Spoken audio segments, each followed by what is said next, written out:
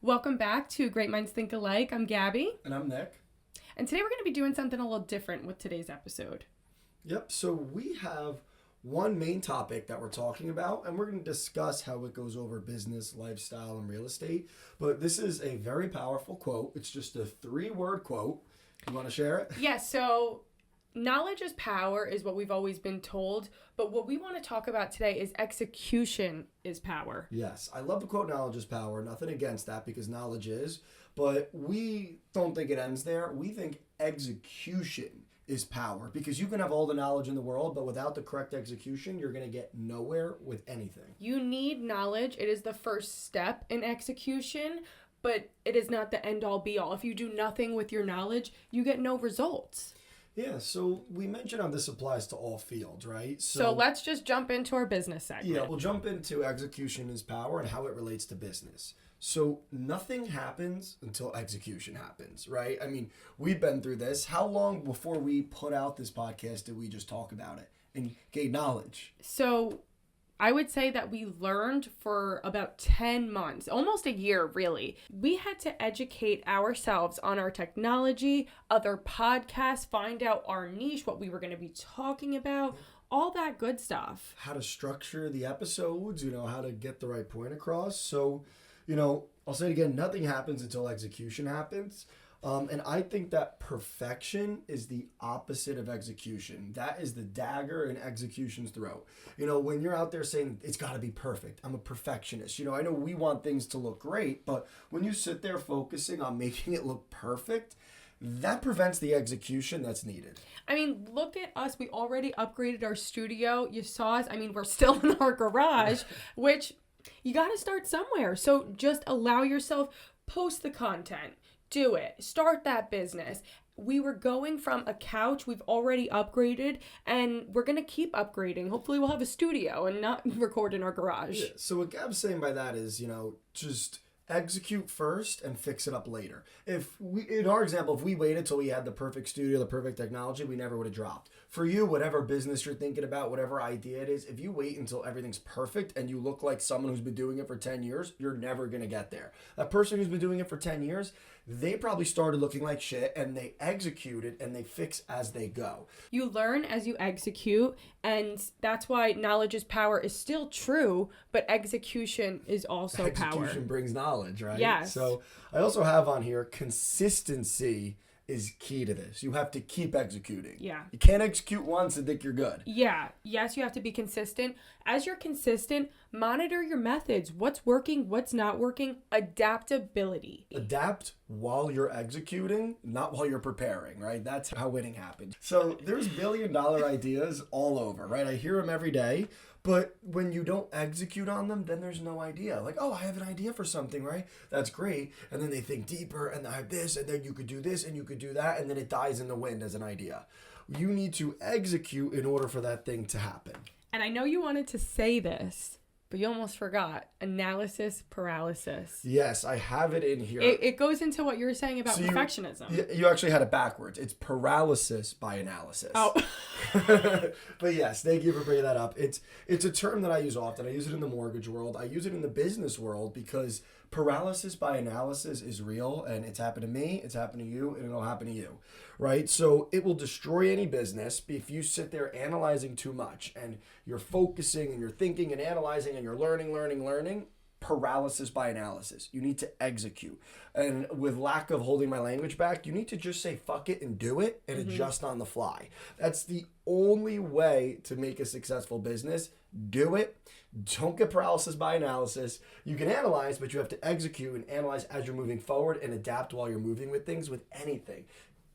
We bring it to this podcast like you were saying, but it's really any business. Yeah, it's any business. This will go for any industry as well. And for all my people who like lists, I just want to give you a short list, 4 steps of how you can execute. So 1 would be learning, educating yourself. Again, knowledge is power, first step. 2 is preparing, strategizing. And 3 is that action and implementation phase. And then 4 is the consistency and results. Yeah, so I love that list, right? And so knowledge is power, but then executing is the next step, and consistently executing, like we said. So, it doesn't matter what that consistency is. If it's making calls, right? You have to continuously make calls, posting content, putting one good video out there, even if it goes viral, that'll end your career after one video, right?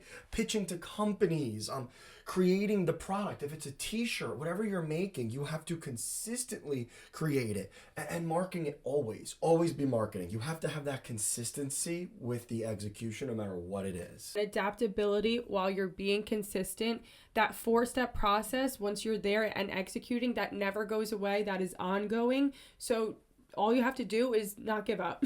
Exactly. So enough about business. Let's lighten this up a bit and bring this execution is power to lifestyle. Yeah.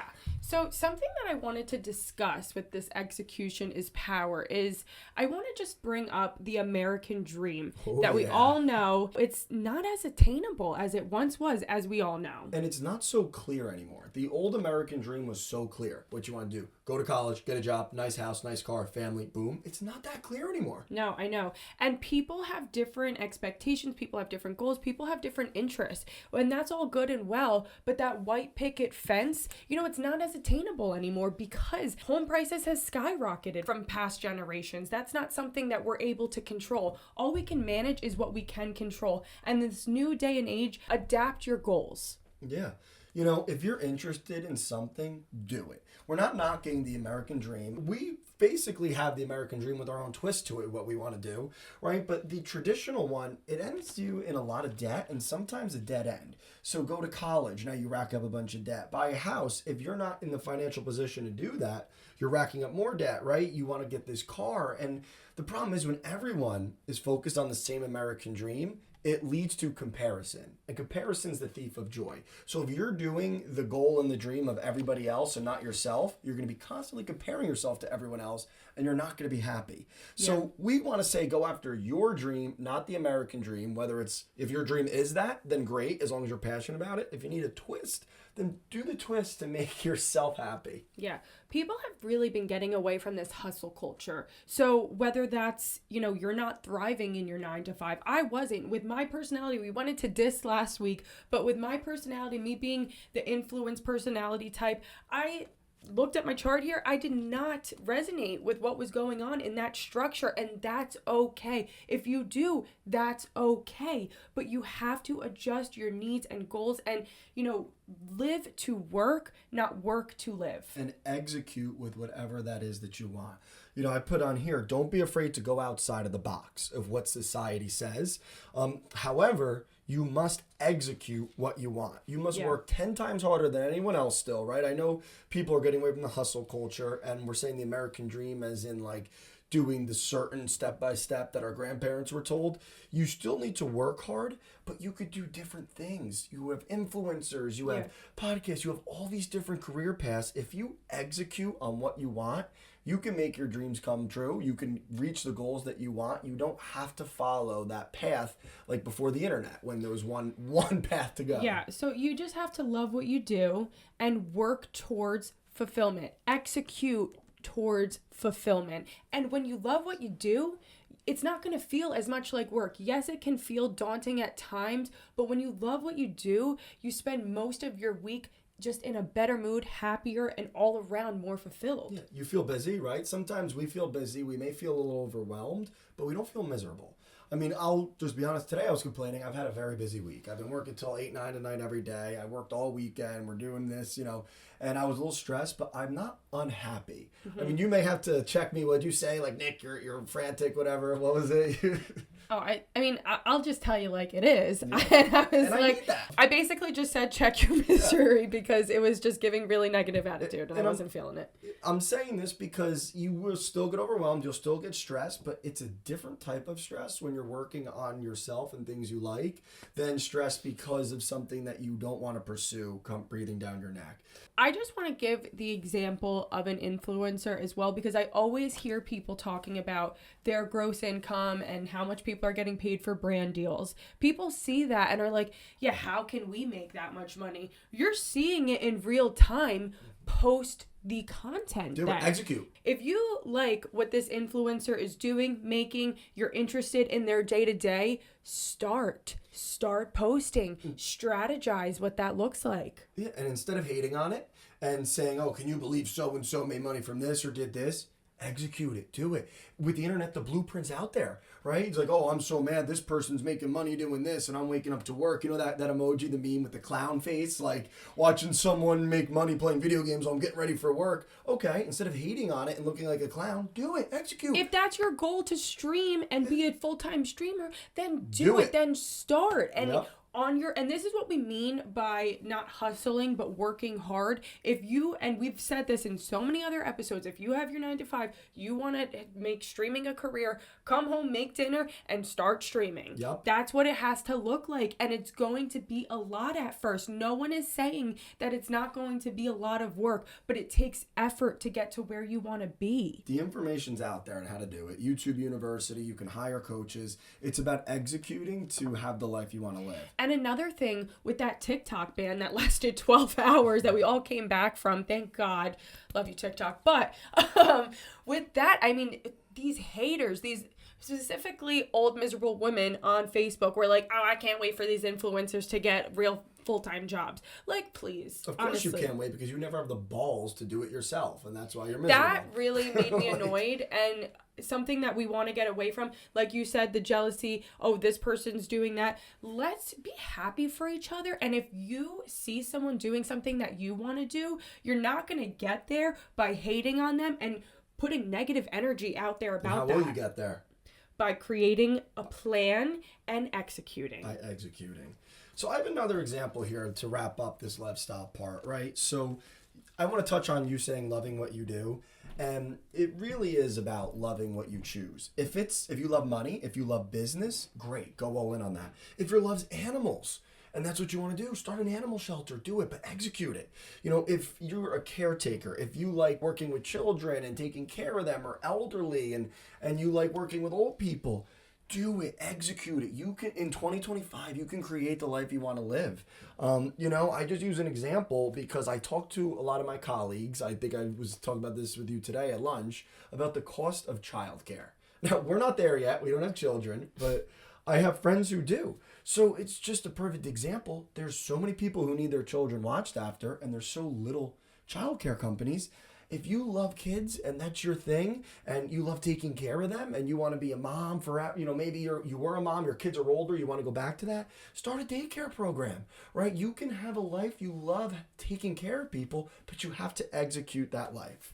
Even if you're a babysitter still and you want to make your way to having your own daycare, all you have to do is start getting the word out there. Tell the mom that you currently work for, tell another family that you used to work for, and just see, hey, I've worked with you in the past. Would you maybe want to leave your kids here? Like, tell your friends.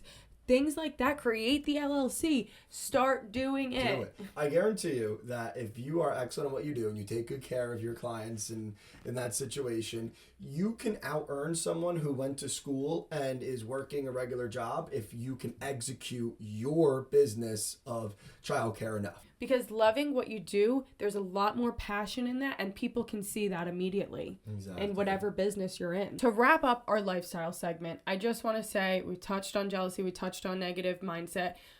Do not allow other people's opinions to stop you from executing. Who cares if someone from high school sees your TikTok video that you post?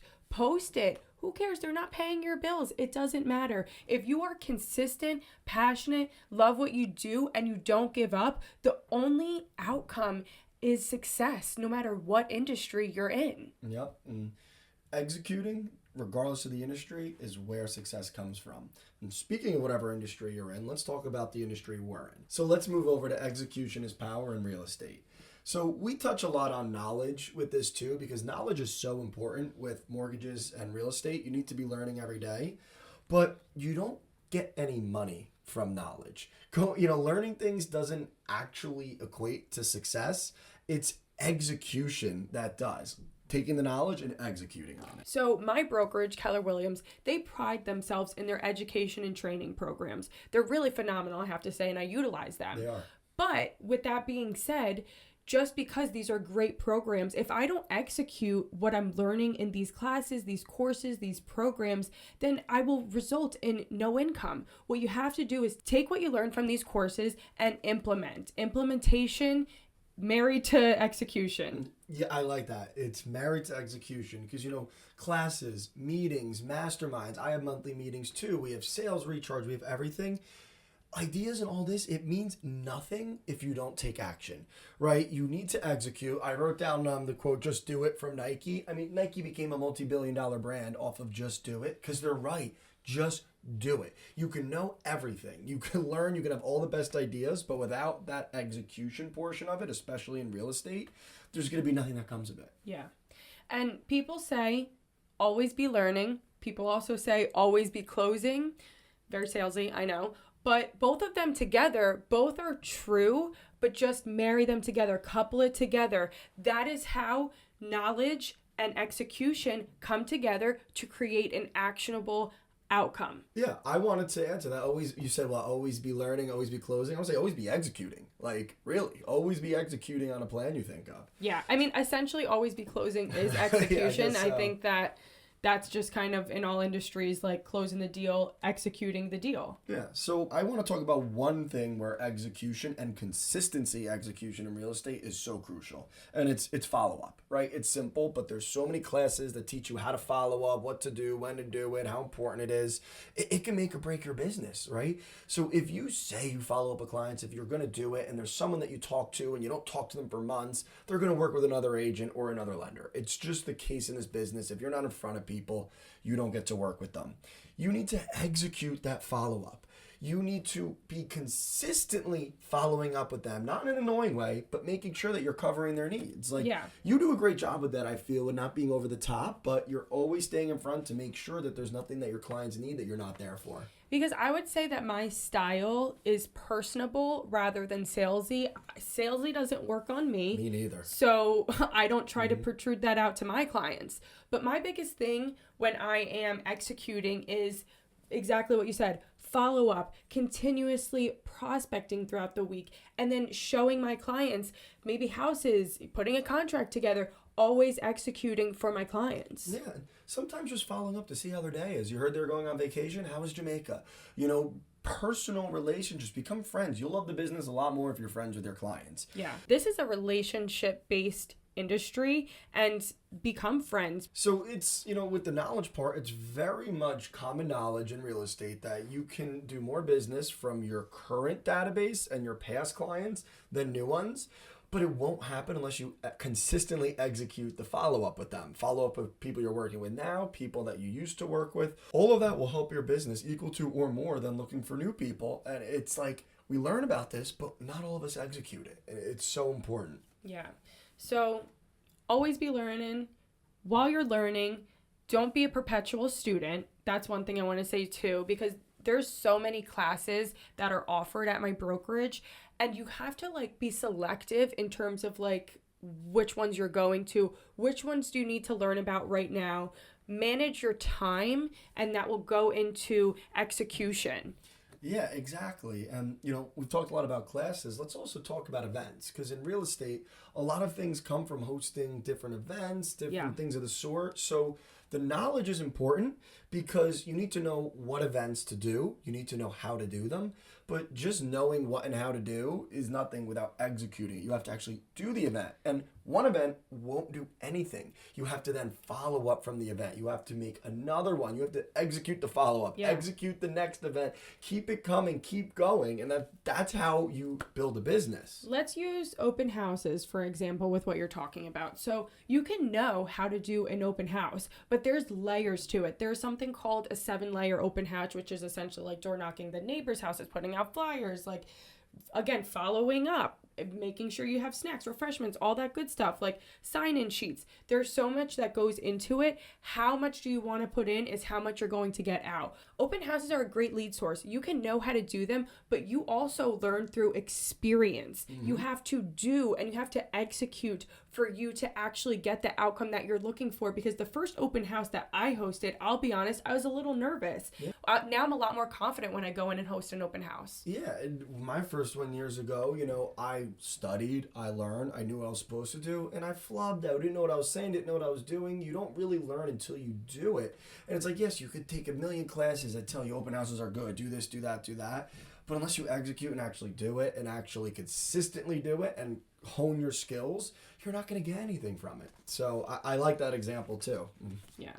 So execution is really where the true power lies, in my opinion. How many times have we said the word execution on this episode? If you can't Drink tell, every time you hear us say the word execution. No, don't do that or you'll end up in the hospital. But no, because I really wanted to drive that point home, whether it is in your business, in your lifestyle, or with real estate, as we say. Execution is everything. Knowledge is execution's friend, but execution is where the power comes from. So I think that about wraps it up today. Knowledge is power. Execution is more power. Yep, exactly. So thanks for listening, guys. Like and subscribe. and we'll see you in the next episode. See you guys. Bye.